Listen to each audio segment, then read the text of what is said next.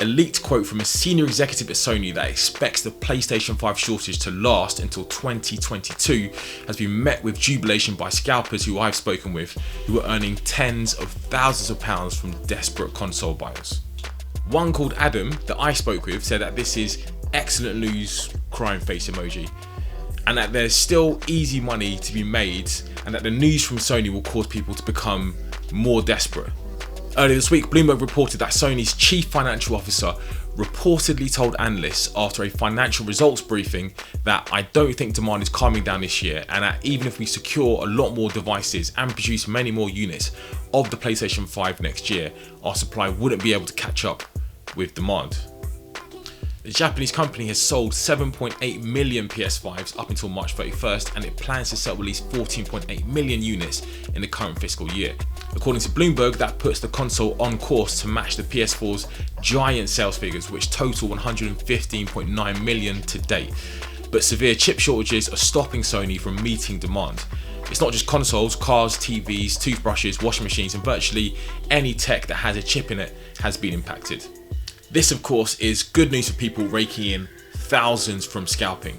Another seller that I spoke with, Mike, which is not their real name, said they'd also sold 10 PS5s so far, from which they made £2,000 in profit. The only thing stopping them from selling more has been his university dissertation.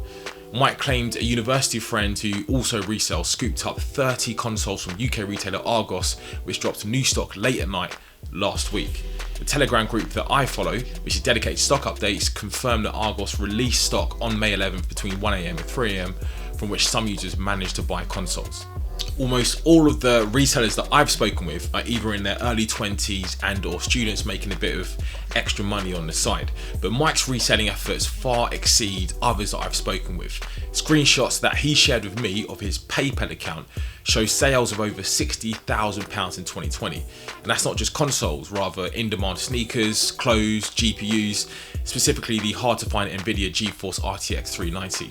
Mike plans to put this money towards buying a house in London. Battling PS5 resellers was already difficult before the news from Bloomberg. There are dedicated groups that monitor stock updates using a system called Street Merchant and employ bots to scoop up as many consoles as possible. The bots can bypass 3D Secure, which is an additional layer of security which verifies that the buyer is using a legitimate card, on a retailer's website and check out the console in under 3 seconds. Few humans can compete with that.